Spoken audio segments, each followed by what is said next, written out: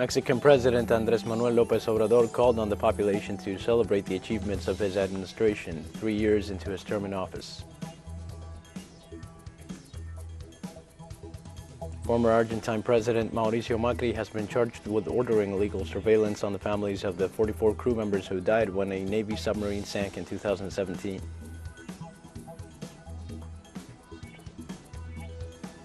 South African President Cyril Ramaphosa visited Nigeria, where he held bilateral trade talks with his counterpart Muhammadu Buhari.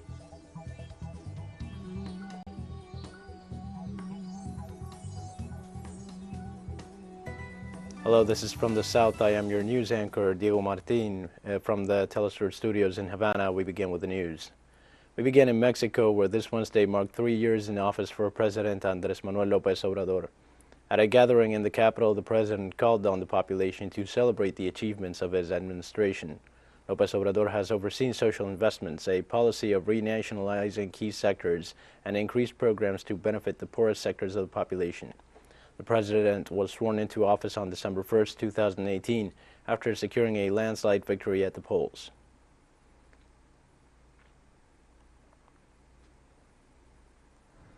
Some of the accomplishments achieved by the administration of Andrés Manuel López Obrador include economic growth, which is this year of a 6% rate, one of the strongest in Latin America. Meanwhile, there has been an upturn in foreign investment of 2.6% compared to 2020, and about 60% of Mexicans have already been vaccinated with at least one dose against COVID-19. Security has also strengthened, with the country registering a 44.6% fall in crime. Poverty remains a pending issue, with 3.8 million new poor registered between 2018 and 2020, a situation aggravated by the pandemic.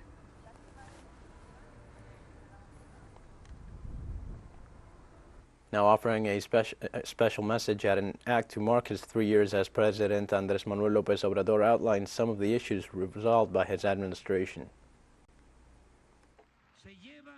The project of drinkable water for the lagoon of Coahuila and Durango is underway. We solved the conflict of the brewery in Mexicali, also the one of the dam El Zapotillo in the Altos de Jalisco, the blockade of the road from Cardel to Poza Rica, the overpriced purchase of the fertilizers plant. They are giving back $200 million. They already delivered 50. The problem of the gas pipelines was also solved. That mess was straightened out. The privatization of prisons, the contracted road maintenance, the Peyontes-Coco highway, the refinery of Tula that was not finished yet, the monopoly in the purchase of medicines, and many other problems inherited from the old regime. The 7th meeting of the Pueblo Group, hosted by Mexico, concluded this Wednesday with a call on progressive forces of the region to work to combat inequality and promote social inclusion. In a declaration, the group reiterated the commitment to progressive proposals in the face of the difficult circumstances that Latin America and the Caribbean are experiencing, not only in terms of health, but also because of the severe economic crisis hitting the most vulnerable sectors and the constant right-wing threats to democracy. Participants underlined the need to implement the progressive agenda presented at the 5th meeting of the group in May 2020 as a means to face the current economic crisis. They noted this requires a strengthening of the role of the state, the urgent generation of jobs, public investment, combating tax evasion, and progressive taxes on the income and wealth of big businesses to guarantee social policies to resume growth.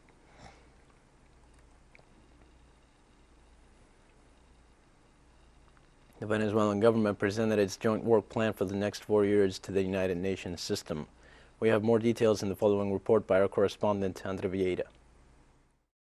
Of the South American country was that the United Nations helped lift the blockade, the sanctions, and put an end to unilateral aggressions against Venezuela.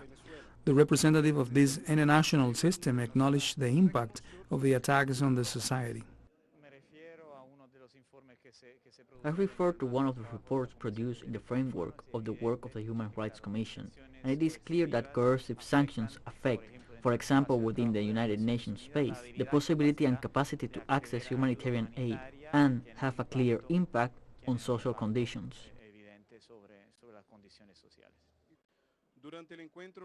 During the meeting, the Venezuelan ministers presented the planning for joint work in areas such as health, housing, indigenous peoples, education, science and technology, The government of Venezuela emphasized that the United Nations must act to guarantee the distribution of food to all countries, a situation exacerbated by the COVID-19 pandemic. Let's analyze what this means. For example, some speculated with the vaccine issue. Some decided who had the right to vaccines and who hadn't. And now the same is happening with food. That's exactly the role that the United Nations must play, to claim that all countries within the system have exactly the same rights, and coercive forces of one nation over another can simply not be accepted. Venezuela accumulates losses of more than $120 billion due to external attacks against the country. There are more than 430 unilateral coercive measures affecting all sectors of the country. Faced with this scenario, the government and its people are resisting and creating mechanisms to advance the country's development. André Vieira e Marcos da Silva, TeleSUR, Caracas, Venezuela. Now, Brazil suffers a deficit of 6 million housing units due to real estate speculation and increasing concentration of land in the hands of a few rural regions. In response, social movements marched in downtown Sao Paulo. Our correspondent Ignacio Lemus has a story. The homeless movement and the landless movement took the streets of Sao Paulo. Both protested against urban and rural evictions respectively, which affect the Brazilian population in a context of hunger, unemployment, pandemics, and rising rents. The inhabitants of the Jardim Julieta occupation are fighting to avoid eviction.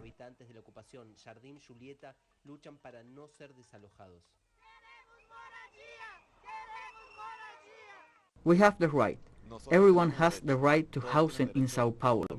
We are here fighting for that right, and no one will take that right away from us.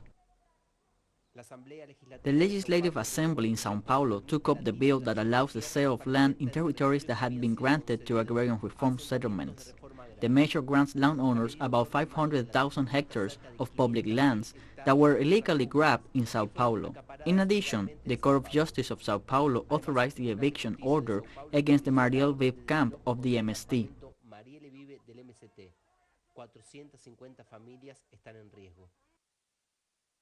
They voted in favor of an eviction during the pandemic, something that is irregular. They could not have done that.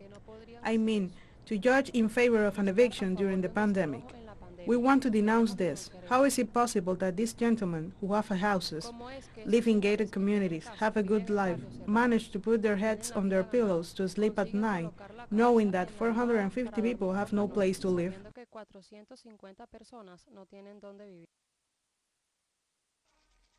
Social movements struggle to support the growing number of people on the streets of Sao Paulo, a landscape evident in the vicinity of the Court of Justice that issued the eviction orders. Ignacio Lemus y Julia Nassif para TeleSUR. We'll be right back after this very short break. Stay with us.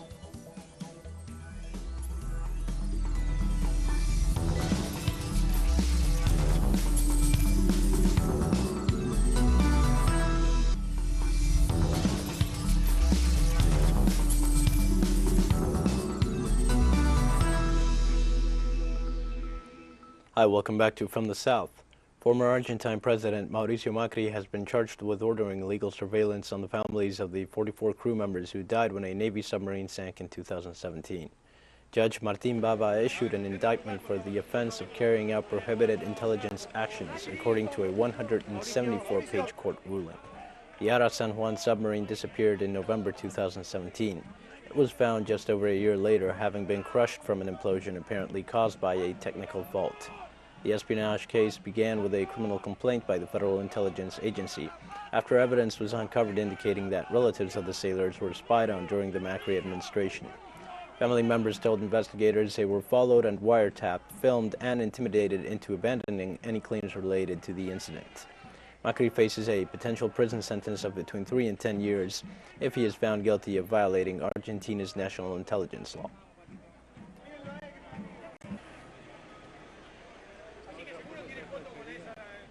The United States Supreme Court appears poised to accept a Mississippi law that would bar abortions after 15 weeks of pregnancy, even in cases of rape or incest. In a hearing into the case on Wednesday, conservative justices of a Supreme Court dramatically reshaped by former President Donald Trump hinted with their comments that a majority backed upholding the law, which would roll back 50 years of reproductive rights. A ruling on the law expected in June could see millions of women lose abortion access. The court has now previously upheld abortion bans before about 24 weeks. Pro-choice and anti-abortion activists gathered outside the court ahead of the oral arguments in the fiercest challenge to abortion in a generation. We just finished up our arguments in the case, and we think that we were able to make all of the points that we thought were critical, that this case is about 50 years of precedent, that women's basic equality and ability to make decisions that are fundamental to their lives are at stake. The court heard all of the arguments and is taking them all very seriously, but obviously it's in the court's hands now. So if the court gets rid of the viability line, there will be no stopping point, and states will rush in to try and ban abortion at virtually any point in pregnancy.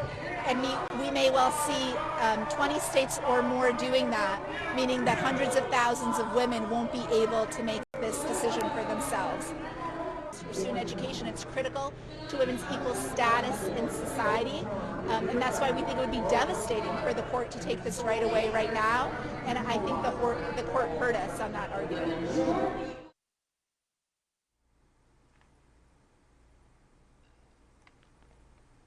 Palestinian officials have called on foreign diplomats to urge the Israeli regime to stop the demolition of Palestinian homes.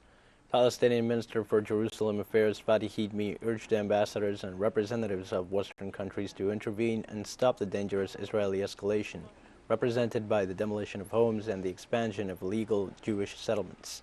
He noted that the Israeli District Court had given the green light to demolish dozens of homes in the Wadi Yasul and al-Bashir areas in the Silwan neighborhood, threatening to displace hundreds of Palestinian citizens, many of them children. The minister also denounced the decision to evict Palestinians from their homes as a process of ethnic cleansing in the occupied city.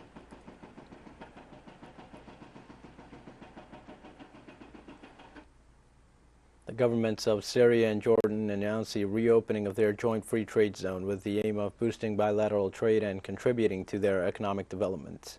The decision was announced in a statement issued by authorities of the Ministry of Economy and Foreign Trade of Syria and the Ministry of Industry, Trade and Supply of Jordan.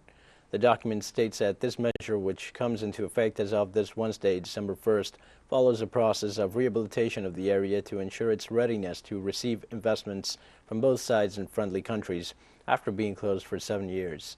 The free trade zone was established under the Economic Cooperation Agreement between Jordan and Syria and secured over 500 investment contracts, while 3 tons of merchandise entered it in 2014.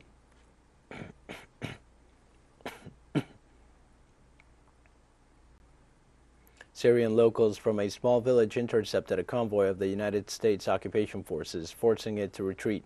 Local sources state that the U.S. forces shot into the air when residents of the village intercepted their military convoy that consisted of 5 trucks. It was also reported that residents cut off the road and forced the convoy to retreat by throwing stones and other objects. Damascus, which has not authorized the presence of the U.S. Army in its territory, denounced that Washington is stealing the country's oil and demanded the withdrawal of its military forces from Syrian soil.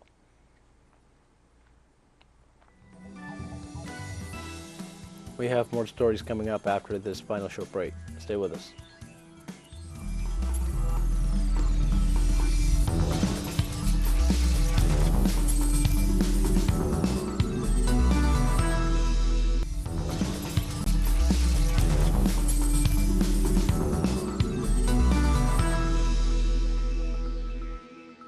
Welcome back. South African President Cyril Ramaphosa visited Nigeria, where he held bilateral trade talks with his Nigerian counterpart Muhammadu Buhari this Wednesday. The South African head of state met with business leaders ahead of a Nigeria-South Africa business forum. Ramaphosa reiterated his opposition to travel bans on the southern part of the continent imposed by other countries in reaction to the Omicron variant of the coronavirus, describing them as a form of discrimination while expressing concerns about the impact restrictions could have on the region's tourism industry. The South African president also noted that Nigeria has been supportive and demonstrated a positive approach towards the country even in difficult times. President Buhari, the solidarity expressed by yourself and the government of Nigeria sends the strongest message. It says that as African countries we are standing united against the imposition of arbitrary and discriminatory restrictions that are not only unscientific but counterproductive in the long run.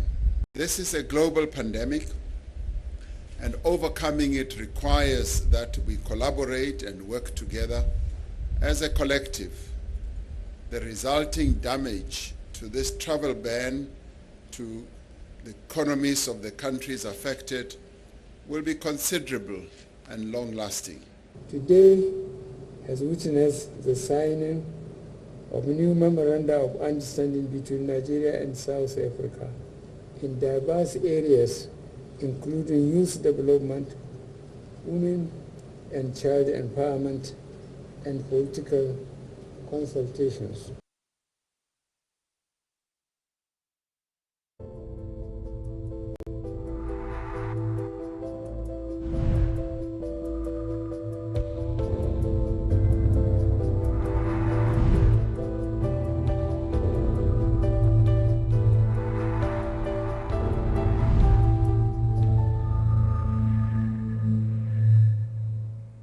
So Cuba is currently working to adapt its COVID-19 vaccine to address the Omicron variant and expects to have a new version ready within 100 days if necessary.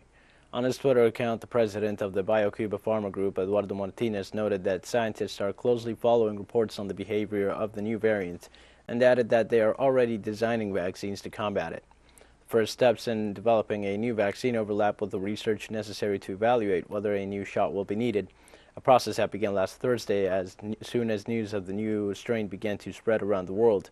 Recently, Cuba announced the reinforcement of control measures at its international airports due to the emergence of Omicron.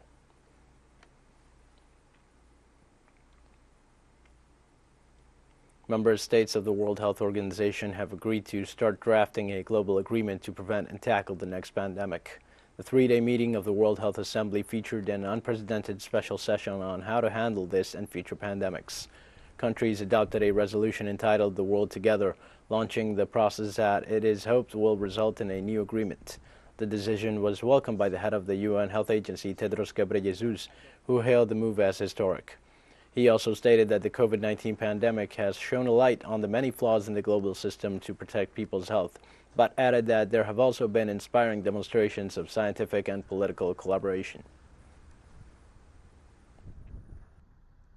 I have one simple request for all member states, and that is, end this pandemic.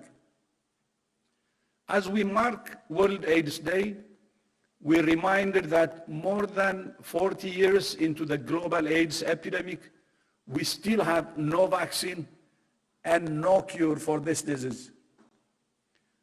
2 years into the COVID-19 pandemic, we have not one, but many vaccines and many other effective tools. Just in the past week, this virus has demonstrated that it will not simply disappear. How many more lives and livelihoods it takes is up to us. Ending the pandemic is not a matter of chance. It is a matter of choice. Authorities have reported the highest number of COVID-19 cases in a month. The National Health Commission reported the detection of 113 new positive cases as Tuesday. This is the first time that the Asian country has surpassed 100 new cases per day in almost a month since a report issued on November 4th. In this context, officials have expressed that the Omicron strain represents challenges, but that they trust national vaccines and strategies deployed. Since the beginning of the pandemic, China has recorded almost 99,000 infections and over 4,000 deaths, a very small number compared to its huge population, thanks to its effective measures of control of the spread of the virus.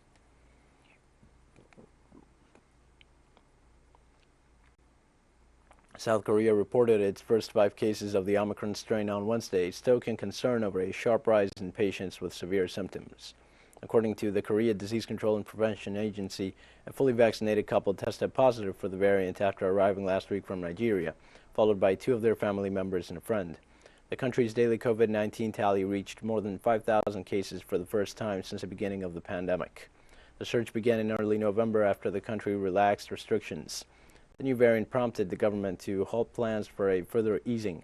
The country has fully inoculated nearly 92% of adults and is now focused on vaccinating children and a booster program. But experts warned that cases would continue to rise until unvaccinated people obtained immunity through infection.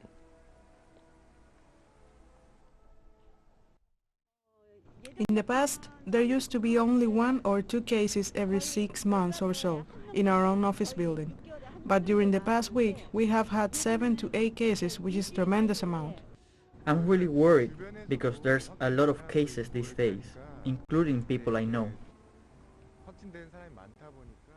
We've come to the end of this news brief. Remember, you can find these and many other stories on our website at TeleSUR English. You can also follow us on social media for the latest news. We're on Facebook, Twitter, Telegram, and Instagram. For TeleSUR English, I'm Dio Martin. Thanks for watching.